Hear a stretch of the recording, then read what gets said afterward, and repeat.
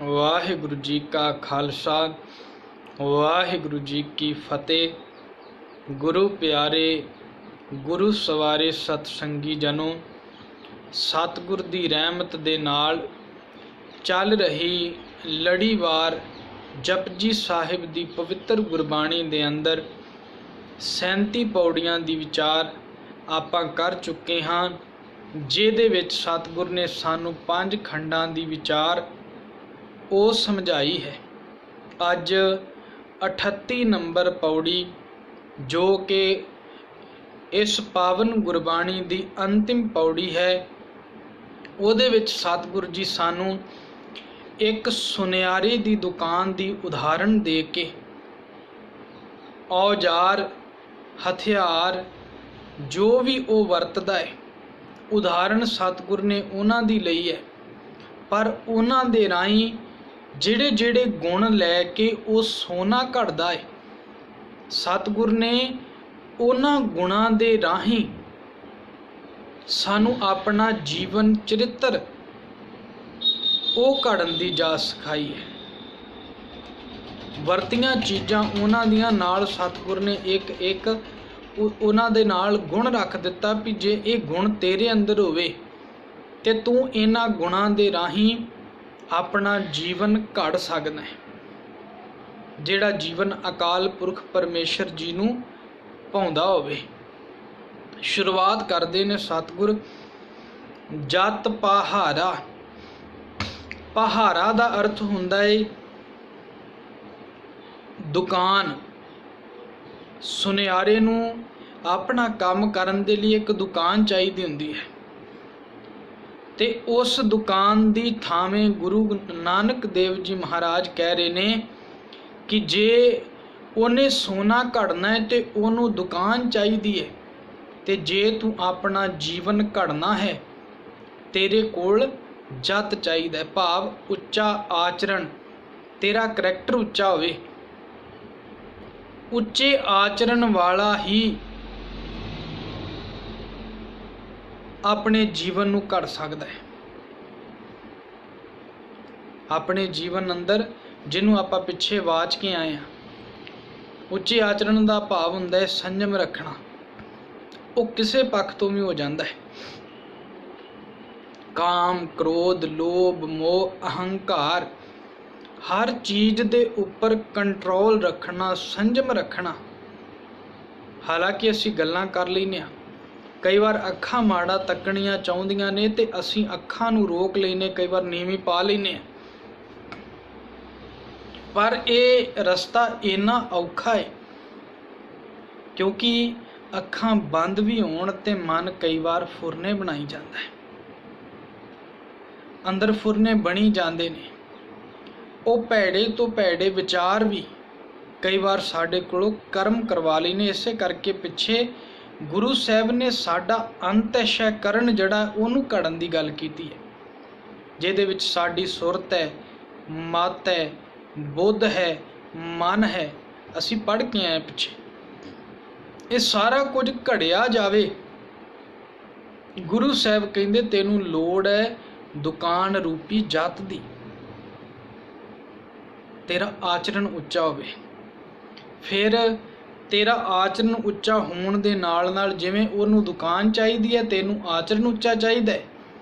फिर उस दुकान दे अंदर सुनियारा हुंदा है, ते सुनियारे कोल धीरज हुंदा है। क्योंकि जदों सोना घड़ना होवे, हालांकि लोहे दा काम करन वाले सट्टा मारन लग्गियां भी परवाह नहीं करदे, हर काम जल्दी दे विच भी कर लैंदे ने। पर जिहड़ा सुनियारा है उन्हें सोने दे उपर काम करना है, तो वो निक्के जे टुकड़े ते कोई कन्नां दा गहना होवे, कोई गल च पाउण वाला गहना होवे, उहदे उपर छोटी छोटी मीनाकारी करन दे लई जे बंदा काहल करेगा तो वो कर्म वो कर नहीं पावेगा। उहदे लई बड़ा टिका बड़ा धीरज चाहिदा है। ते इवें गुरु साहब कहंदे तेरा जत उच्चा होवे ते नाल दे नाल तेरे कोल धीरज होवे, सहज होवे। ये नहीं तू इस रस्ते ते तुर रहा होवे ते मन विच आवे मैं इन्ने दिन हो गए गुरु घर आ रहा, मैं सेवा भी कर रहा, मैं बाणी भी पढ़ रहा, मैं गुरु की गल भी मन रहा,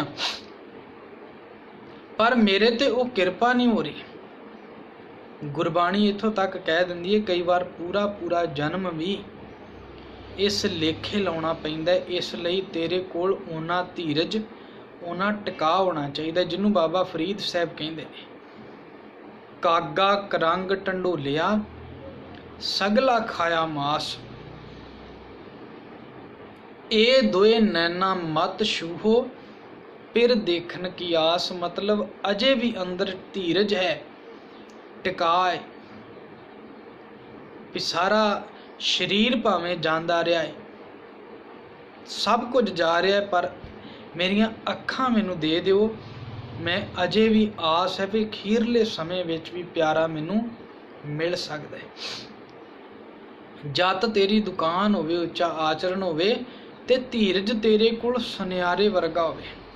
जिवें वो अपनी घाड़त घड़द्यां घड़द्यां कदी अकदा नहीं, थकदा नहीं, इवें तू अपने जीवन घड़द्यां घड़द्यां निक्कियां निक्कियां मुश्किलों नूं लैके कदी भी अपना धीरज ना गवाई।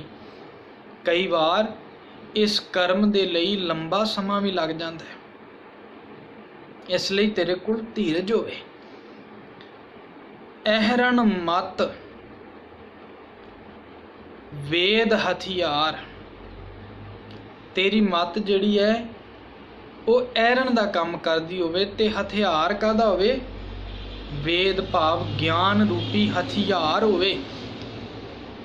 जिवें ਉਹਦੇ कोल की एक अहरण हुंदी है, जिवें लोहार कोलों भी सोना लोहा कुट्टण दे लई एक लोहे दा वड्डा टुकड़ा हुंदा है, जिहड़ा थल्ले रखिया जांदा है, ਉਹਦੇ ਉੱਪਰ लोहा कुटिया जांदा है।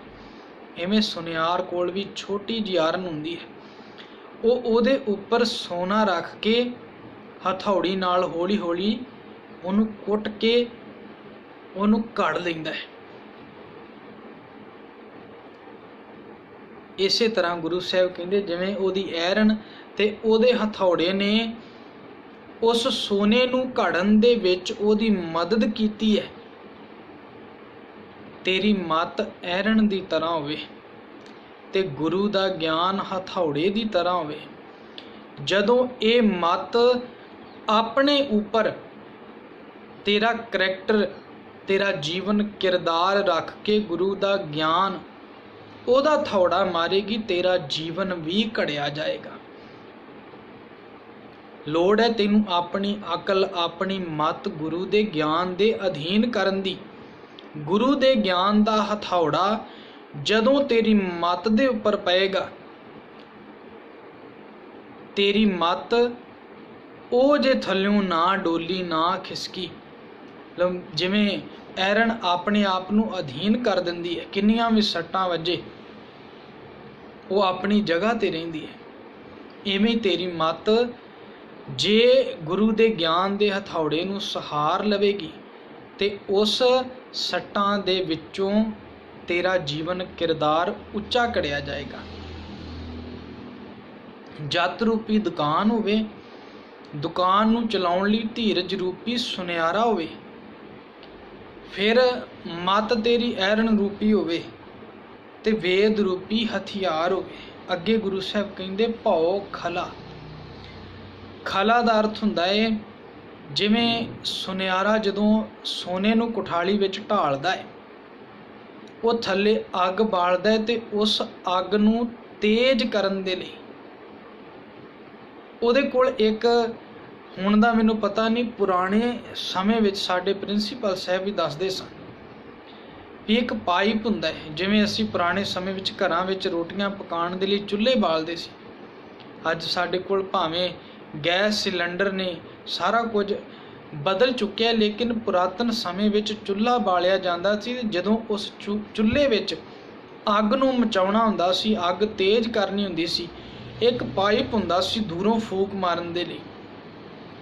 ਉਹ ਵੱਜੀ ਹੋਈ ਫੂਕ ਜਦੋਂ ਅੱਗ ਤੇ ਪੈਂਦੀ ਸੀ ਤੇ ਅੱਗ ਹੋਰ ਤੇਜ਼ ਹੋ ਜਾਂਦੀ ਸੀ।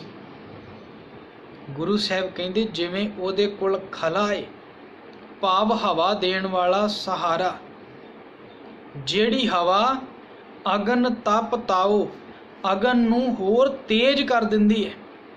तेरे कोल रब रूपी भाव होवे, जिन्हों असी निर्मल भाव कहने आ कि असी ਜਿਹੜਾ भी कर्म करते हाँ असी रब के भाव के अंदर जो कर्म करने शुरू कर दिंने जिहड़ा पिछे भी असी वाच के आए हाँ, जहाँ जहाँ पेखों तां हजूर दूर कतों ना जाई, वो हर एक जगह ते मैनू मौजूद दिसदा है। ते जिहड़ा रब सिर ते मौजूद दिसन लग गए तो मनुख ਉਹਦੇ निर्मल भाव ਦੇ ਵਿੱਚ जीण लग जाए भी मेरा रब मेरे नाल किधरे रुस ना जाए, मेरा रब मैं ਉਹਨੂੰ ਆਪਣੇ ਲਈ खुश करना चाहुंदा है, ते ਇਹ ना होवे मेरा कर्म कोई ऐसा हो जावे ਜਿਹੜਾ मेरा रब जिन्हों मैं खुश करना चाहुंदा वो रब मेरे तो किधरे नाराज हो जावे, मेरे को ऐसा कर्म ना हो जावे। गुरु साहब कहते जिवें वो धौंकनी रखदा है, खला रखदा है, तेरे कोल भाव खला, भाव दी रब दे डर दी खला होवे, ਉਹਦੇ ਨਾਲ ਹੋਵੇਗਾ कि अगन तप ताओ अगन होर ਵਧੇਗੀ, तेरा जत वो उच्चा रखण दे लई ਉਹ रब दा डर तेरे लिए सहाई होवेगा, धीरज रखण लई रब दा डर सहाई होवेगा।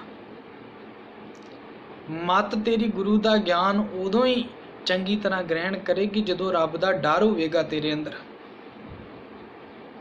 भाओ खला अगन तप ताओ, ਉਹਦੇ ਨਾਲ अग होर तेज होवेगी।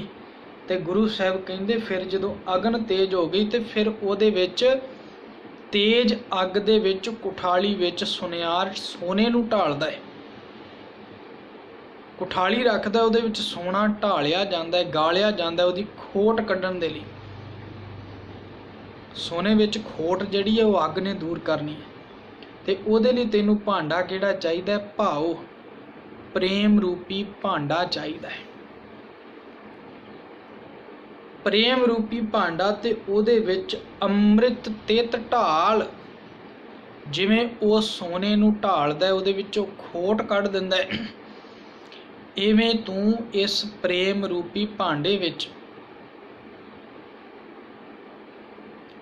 तू अमृत ढालना है, ਉਹਦਾ नाम ढालना है, ਉਹਦਾ हुक्म ढालना है, ਉਹਦੇ गुण ढालने ने, अपने जीवन किरदार नूं ਉੱਚਿਆਂ चुकना है। भाओ रब दा ते प्रेम होवे तेरे अंदर, प्रेम रूपी भांडे विच अमृत जिहड़ा वो ढालिया जाएगा, फिर होवेगा कि घड़िया शब्द सच्ची टकसाल।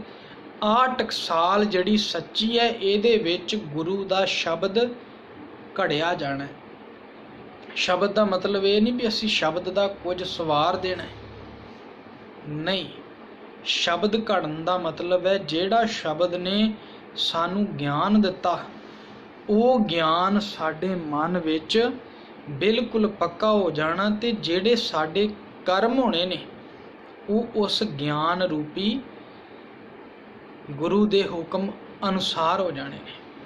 जदों उहदे अनुसार हो गए ते देखण वाला मनुख भी कई बार उस जीवन नूं गुरु दे नाल तुलना दे दिंदा है। जदों असीं माड़े कर्म करते हैं ते कई बार सानू मेहणे भी मिलते ने भी है गुरु दा सिख, अपने आप नूं सिख अखवाउण वालिया तेरे कर्म इन्ने माड़े नहीं सी होने चाहिए। ਇਹਦਾ मतलब ਅਸੀਂ ਸਾਡੇ ਵਿੱਚੋਂ ਲੋਕੀ ਕਿਸੇ ਨੂੰ ਦੇਖ ਰਹੇ ਨੇ, ਉਹ ਸ਼ਬਦ ਸਾਡੇ ਵਿੱਚੋਂ ਘੜਿਆ ਕਿਵੇਂ ਜਾਏਗਾ ਜਦੋਂ ਅਸੀਂ ਗੁਰੂ ਦੇ ਗੁਣ ਆਪਣੇ ਵਿੱਚ ਪ੍ਰਗਟ ਕਰਨ ਲੱਗ ਗਏ। ਘੜਿਆ ਸ਼ਬਦ ਸੱਚੀ ਟਕਸਾਲ।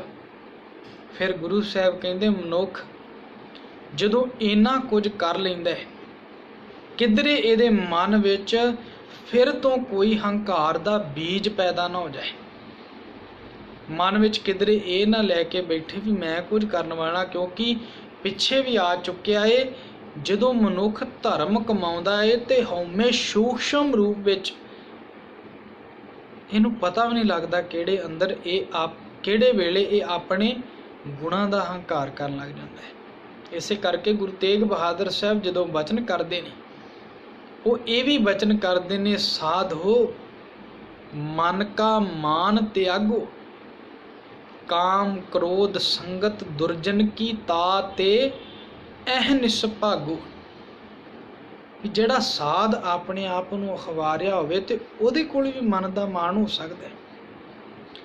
ਗੁਰੂ ਸਾਹਿਬ ਕਹਿਣ ਲੱਗੇ ਵੀ ਹਾਂ, ਅਹੰਕਾਰ ਐਸੀ ਚੀਜ਼ ਹੈ ਜਦੋਂ ਮਨੁੱਖ ਬਹੁਤੇ ਗੁਣ ਵੀ ਕਮਾਉਣ ਲੱਗ ਜਾਂਦਾ ਤੇ ਕਈ ਵਾਰ ਉਹ ਕਮਾਏ ਹੋਏ ਗੁਣ ਵੀ ਮਨੁੱਖ ਨੂੰ ਅਹੰਕਾਰੀ ਕਰ ਦਿੰਦੇ ਨੇ। ਇਸ ਕਰਕੇ ਮੈਂ ਇਸੇ ਕਰਕੇ ਕਹਿ ਰਿਹਾ ਵੀ ਇਸ ਮਨ ਦੇ ਮਾਨ ਨੂੰ ਤਿਆਗ ਦਿਓ। ਤੁਹਾਨੂੰ ਪਤਾ ਵੀ ਜਿਹੜੇ ਇਹ ਕਰਮ ਮੈਂ ਕਰ ਲਏ ਨੇ ਇਹ ਕਿਉਂ ਹੁੰਦੇ ਨੇ? ਜਿਨ ਕਉ ਨਦਰ ਕਰਮ ਤਿੰਨ ਕਾਰ, ਜਿਨ੍ਹਾਂ ਦੇ ਉੱਪਰ ਨਦਰੇ ਕਰਮ ਹੁੰਦੀ ਹੈ ਉਹ ਹੀ ਮਨੁੱਖ ਇਹ ਕਾਰ ਕਰ ਸਕਦਾ। ਕਿਉਂਕਿ ਪਿੱਛੇ ਗੁਰੂ ਸਾਹਿਬ ਜ਼ੋਰ ਇਸੇ ਕਰਕੇ ਖਤਮ ਕਰਕੇ ਆਏ ਨੇ, ਆਖਣ ਜ਼ੋਰ ਚੁੱਪਿਆ ਨਾ ਹਜ਼ੂਰ।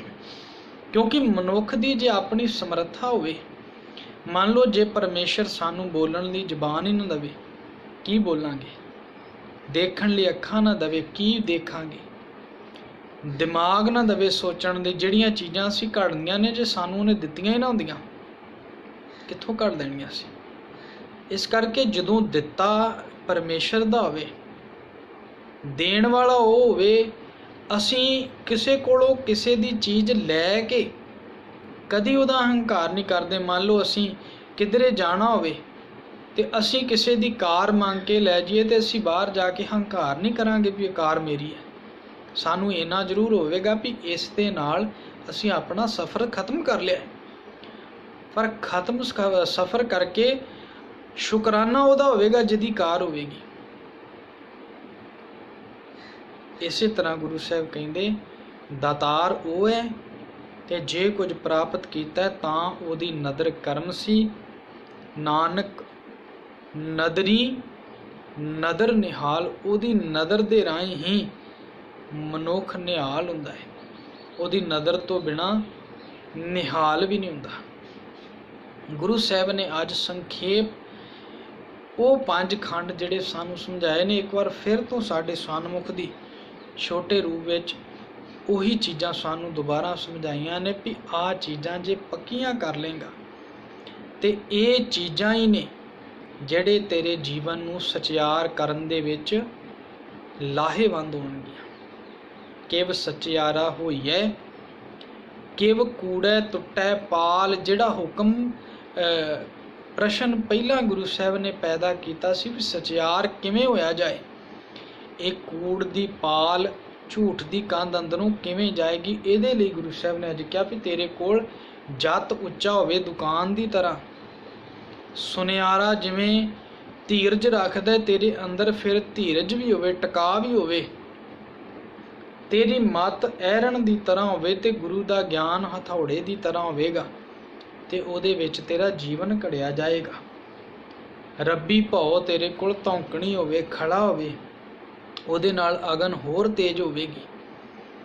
ਪ੍ਰੇਮ ਦਾ ਭਾਂਡਾ ਹੋਵੇ, ਉਹਦੇ ਵਿੱਚ ਅੰਮ੍ਰਿਤ ਢਾਲਿਆ ਜਾਏਗਾ। ਇਸ ਤਰੀਕੇ ਨਾਲ ਇਹ ਸ਼ਬਦ ਘੜਿਆ ਜਾ ਸਕਦਾ ਹੈ ਤੇ ਇਹ ਘੜ ਕੇ ਮਨੁੱਖ ਇਹ ਨਾ ਸੋਚੇ ਮੈਂ ਕੁਝ ਕੀਤਾ, ਸਾਰਾ ਕੁਝ ਰੱਬੀ ਰਹਿਮਤ ਉੱਤੇ ਨਿਰਭਰ ਕਰਦਾ ਹੈ।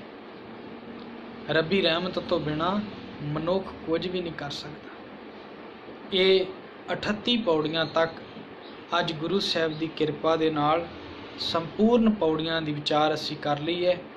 ਹੁਣ ਅਖੀਰ ਜੋ ਸ਼ਲੋਕ ਇਸ ਪੌੜੀ ਦੇ ਅਖੀਰ 2 ਨੰਬਰ ਸ਼ਲੋਕ ਹੈ, ਇੱਕ ਪਿੱਛੇ ਆਪਾਂ ਵਾਚ ਚੁੱਕੇ ਹਾਂ ਜਦੋਂ ਗੁਰਬਾਣੀ ਦੀ ਸ਼ੁਰੂਆਤ ਹੋਈ ਸੀ।